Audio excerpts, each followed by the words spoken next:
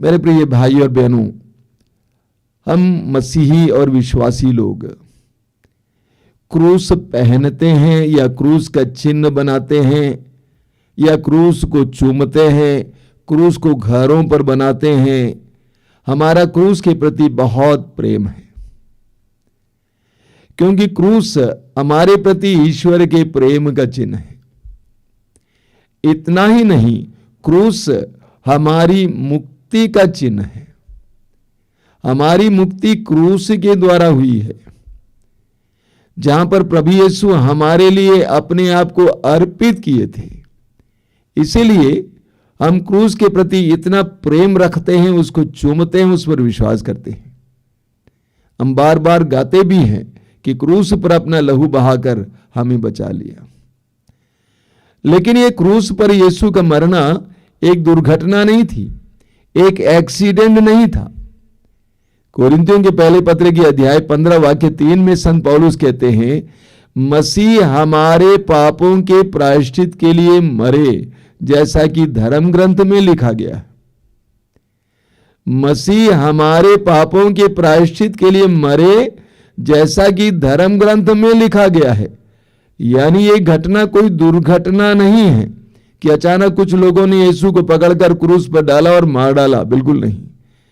मसीह हमारे पापों के प्रायश्चित के लिए मरे, जैसा कि धर्म ग्रंथ में लिखा गया है।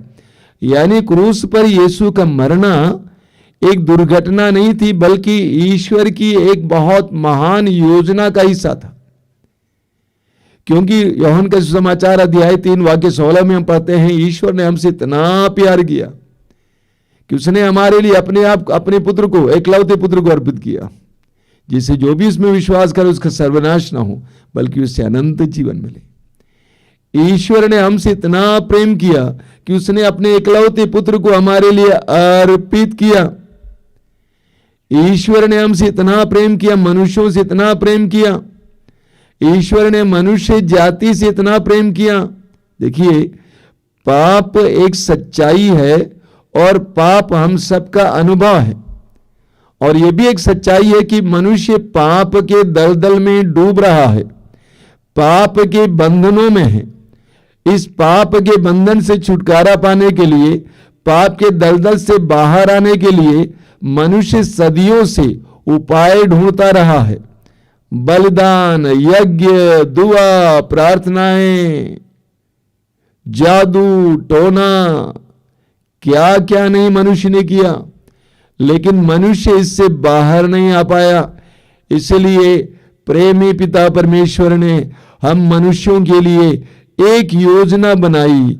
उस योजना के तहत उनका पुत्र यीशु का हमारे लिए मरना अनिवार्य था। रोमियों का पत्र अध्याय 3 वाक्य 25 संत पौलुस कहते हैं, ईश्वर ने चाहा कि ईसा रक्त बहाकर पापों का प्रायश्चित करे और हम विश्वास के द्वारा उसका फल प्राप्त करें। ईश्वर ने चाहा कि ईसा रक्त बहाकर पापों का प्रायश्चित करें। पौलुस कहते हैं कि ईश्वर ने योजना बनाई, ईश्वर ने चाहा कि ईसा रक्त बहाकर पापों का प्रायश्चित करें। प्रभु यीशु के शरीर से बहा एक एक बूंद रक्त हमारे पापों के प्रायश्चित के लिए बहा। पेतरुस के पहले पत्र के अध्याय 1 उसके वाक्य 18 और 19 में पेतरुस कहते हैं, आप लोगों का उद्धार सोना चांदी जैसे नश्वर वस्तुओं की कीमत पर नहीं हुआ है, बल्कि एक निर्दोष तथा निष्कलंक मेमने अर्थात मसीह के मूल्यवान रक्त की कीमत पर हुआ है। प्रभु यीशु ने हमारे लिए, हमारे पापों के प्रायश्चित के लिए अपने रक्त को बहाया। यूहन्ना के सुसमाचार के अध्याय 10 उसके वाक्य 15 में प्रभु यीशु स्वयं कहते हैं कि मैं अपने भेड़ों के लिए अपने आप को अर्पित करता हूं। इसलिए सुसमाचारों में पढ़ेंगे मत्ती, मार्कुस और लूकस में उस अंतिम भोज के बारे में, उस प्रभु भोज के बारे में, जिस समय अंतिम ब्यालू के दौरान प्रभु यीशु ने रोटी उठाई और आशीष की प्रार्थना पढ़ी, शिष्यों को दिया और कहा, ये लो और खाओ, ये मेरा शरीर है जो तुम्हारे लिए बलि चढ़ाया जाएगा। दाखरस भरे कटोरे को लिया और आशीष पढ़ने के बाद उनको देकर कहा, ये लो और इसमें से पी लो, ये मेरा रक्त है जो तुम्हारे पापों के प्रायश्चित के लिए बहाया जाएगा। प्रभु यीशु ने हमारे लिए अपने आप को अर्पित किया। आप पढ़ेंगे इस्यास नबी का ग्रंथ, उसकी अध्याय 53 वाक्य 10 और 11 में, वहां लिखा हुआ है, प्रभु ने चाहा कि वो दुख से रौंदा जाए। प्रभु ने चाहा कि वो दुख से रौंदा जाए। यीशु दुख से रौंदा गया। यीशु के ऊपर 1:40 कोड़े बरसाया गया। उन कोड़ों से उनका शरीर ऊपर से लेकर नीचे तक छितरा छितरा हो गया था। उनके शरीर से लहू बहा, क्रूस ढोया। उन कंधों पर जो जख्मी थे और उसको लेते हुए कलवारी पहाड़ की ओर चल दिए। बीच में बार बार गिरे। लोगों ने फिर उन पर कोड़े बरसाए। वचन में लिखा हुआ है, ईश्वर ने चाहा, प्रभु ने चाहा कि वह दुख से रौंदा जाए। उसने प्रायश्चित के रूप में अपना जीवन अर्पित किया। यीशु ने प्रायश्चित के रूप में अपना जीवन अर्पित किया। वाक्य 11 में लिखा हुआ है, उसके दूसरे हिस्से में, उसने दुख सहकर जिन लोगों का अधर्म अपने ऊपर लिया था वह उन्हें उनके पापों से मुक्त करेगा। वचन में क्या लिखा हुआ है, उसने दुख सहकर जिन लोगों का अधर्म अपने ऊपर लिया था वह उन्हें उनके पापों से मुक्त करेगा। प्रभु यीशु के क्रूस और प्रभु यीशु का दुख भोग हमारे पापों के प्रायश्चित के लिए हुआ। आप और मेरे पापों के प्रायश्चित के लिए उन्होंने अपने ऊपर दुख को झेला। हम पढ़ते हैं पेतरुस का पहला पत्र, उसकी अध्याय 2 वाक्य 24 में संत पेतरुस क्या कहते हैं, वह अपने शरीर में हमारे पापों को क्रूस के काठ पर ले गए। वह अपने शरीर में हमारे पापों को क्रूस के काठ पर ले गए, जिससे हम पाप के लिए मृत होकर धार्मिकता के लिए जीने लगे। पहला हिस्सा देखिए, वह अपने शरीर में हमारे पापों का क्रूस के काठ पर ले गए। प्रभु यीशु अपने शरीर में हमारे पापों को क्रूस के काठ पर ले गए। हमारे दर्द पीड़ाओं को, हमारे पाप के दंड को उन्होंने स्वीकार किया। इस्यास अध्याय 53 में आपने सुना है, वहां पे लिखा हुआ है, जो दंड वो भुगता था उसके द्वारा हमें शांति मिली है, उसके घावों द्वारा हम भले चंगे हो गए हैं। यानी 2000 वर्ष पहले प्रभु यीशु ने उस क्रूस पर जो श्राप का चिन्ह था, हमारे लिए जो रक्त बहाया, जो शरीर को तोड़ा, उसके द्वारा आप और हमारे पापों का प्रायश्चित हो गया है। एक महान प्रायश्चित जो किसी मनुष्य के द्वारा नहीं चढ़ाया जा सकता है। ईश्वर का पुत्र निर्दोष मेमना हमारे लिए क्रूस पर बलि चढ़ाया गया। हम पढ़ेंगे यूहन्ना का पहला पत्र, उसके अध्याय 2 वाक्य 2 में लिखा हुआ है। यूहन्ना का पहला पत्र अध्याय 2 वाक्य 2 में, उन्होंने हमारे पापों के लिए प्रायश्चित किया है। उन्होंने हमारे पापों के लिए प्रायश्चित किया है, और न केवल हमारे पापों के लिए बल्कि समस्त संसार के पापों के लिए भी। उन्होंने हमारे पापों के लिए प्रायश्चित किया है, और न केवल हमारे पापों के लिए बल्कि समस्त संसार के पापों के लिए भी। प्रभु यीशु ने हमारे पापों के लिए प्रायश्चित किया। क्रूस पर लटका हुआ यीशु हमारे पापों के प्रायश्चित के लिए लटका है। आप और मेरे पापों के प्रायश्चित के लिए लटका है। आप और मुझे वहां होना चाहिए था, लेकिन उन्होंने अपने ऊपर ले लिया। हम पढ़ते तिमोथी का पहला पत्र अध्याय 2 वाक्य 6 में भी यही बात, कि यीशु ने हमारे पापों के लिए प्रायश्चित किया। अजीब बात है, अपराध करता कोई और दंड भोगता दूसरा कोई। अपराध करता कोई और दंड भोगता दूसरा कोई। आज हमारे भारत के जेलों में जाके देखिए, मैं एक बार एक जेल गया हुआ था, सेंट्रल जेल। वहां पे अधीक्षक ने कहा, आप जानते हैं इनमें से 35% लोग निर्दोष हैं। इनमें से 35% लोग निर्दोष हैं।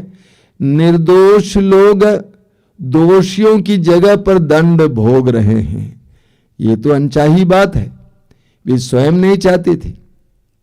लेकिन दुनिया की बात लीजिए, आप और मेरे अनुभव की बात लीजिए। बेटा किसी मुसीबत में फंसा हुआ है, बाप उसके दंड को अपने ऊपर ले लेता है। मैं एक दंपति को जानता हूं, उसका जवान बेटा, करीब 27 साल का बेटा, लफंगा है, घूमते फिरते रहता है। हरियाणा की बात है। वो भाई बार बार मुझे फोन करते थे। वो स्कूल में पढ़ाते हैं, कमाते हैं। बेटा कई लोगों से कर्ज लेता है और गायब हो जाता है। फिर कई महीनों के बाद वापस आएगा, फिर कर्ज लेगा और वापस चला जाता है। ये बाप उन कर्जों को चुकाते चुकाते चुकाते थक गया। बार बार मुझे फोन करते थे। मैंने कहा भाई छोड़ दो, लोगों से कहो मत लो, बोलो कि वो मेरा बेटा नहीं है। अगर है भी तो आपने बिना मुझसे पूछे क्यों दिया। बार बार बोलते थे, स्वामी जी जानते हैं मैं उसका बाप हूं ना। बेटा अपराध करता है, बाप भोगता है, ये एक सच्चाई है। प्रेम में ये होता है। प्रभु यीशु ने हमसे इतना प्रेम किया, ईश्वर ने हमसे इतना प्रेम किया कि हमारी जगह पर उन्होंने निर्दोष होने पर भी दंड ले लिया। होता है। इसलिए हम पढ़ते हैं कुरिन्थियों के दूसरे पत्र के अध्याय 5 वाक्य 21 में, मसीह का कोई पाप नहीं था। मसीह का कोई पाप नहीं था, फिर भी ईश्वर ने हमारे कल्याण के लिए उन्हें पापी का भागी बनाया, जिससे हम उनके द्वारा ईश्वर की पवित्रता के भागी बन सके।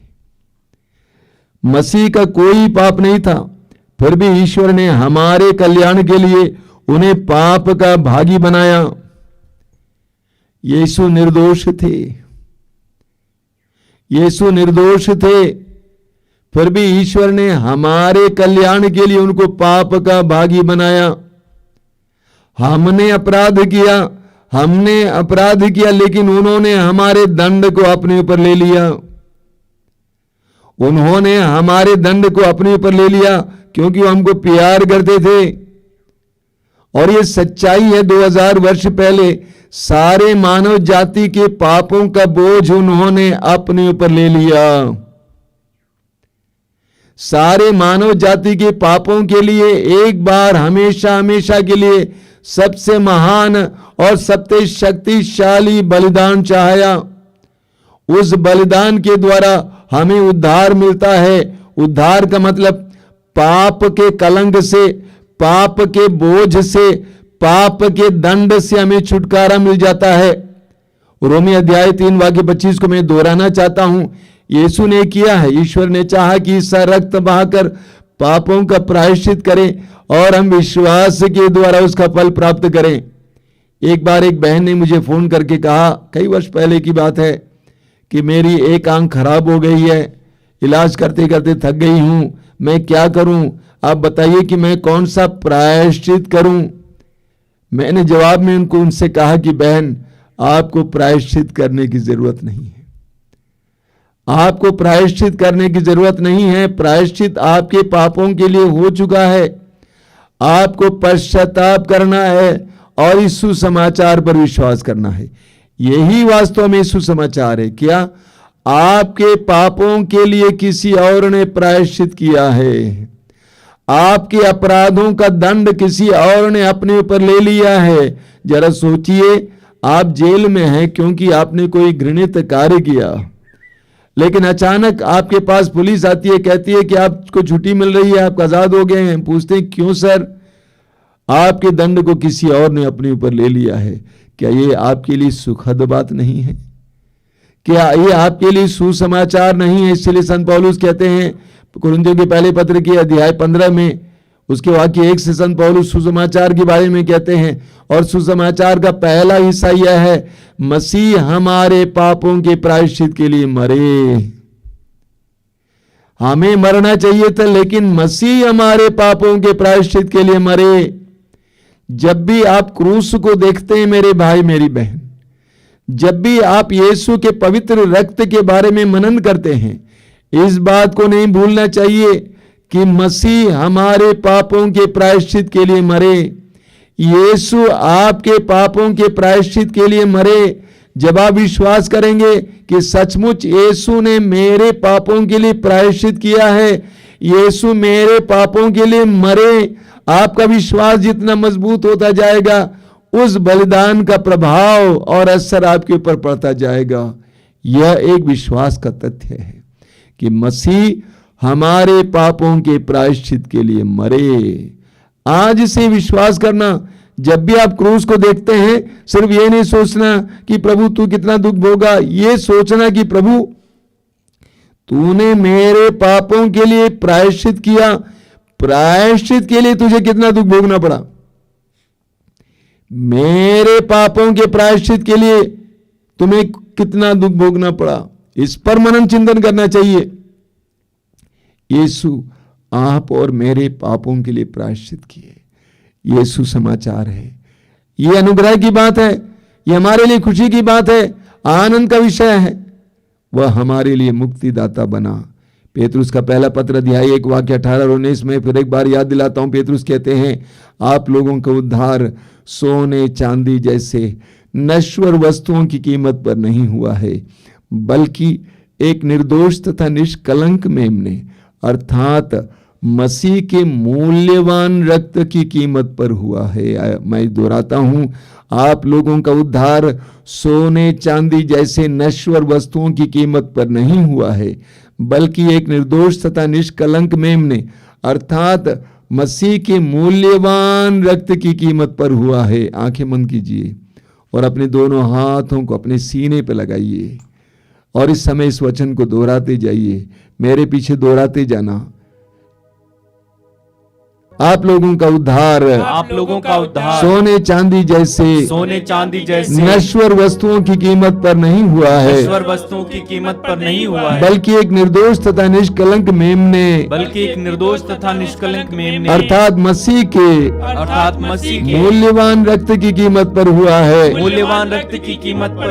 हमारा उद्धार सोने चांदी जैसे नश्वर वस्तुओं की कीमत पर नहीं हुआ है, वस्तुओं की कीमत पर नहीं हुआ है, बल्कि एक निर्दोष तथा निष्कलंक मेमने अर्थात मसीह के मूल्यवान रक्त की कीमत पर हुआ है। मेरा उद्धार सोना चांदी जैसे नश्वर वस्तुओं की कीमत पर नहीं हुआ है, बल्कि एक निर्दोष तथा निष्कलंक मेमने अर्थात मसीह के मूल्यवान रक्त की कीमत पर हुआ है। आंखें बंद करके अपने हृदय में इसको दोहराते जाना। मेरा उद्धार सोने चांदी जैसे नश्वर वस्तुओं की कीमत पर नहीं हुआ है, बल्कि एक निर्दोष तथा निष्कलंक मेमने अर्थात मसीह के मूल्यवान रक्त की कीमत पर हुआ है।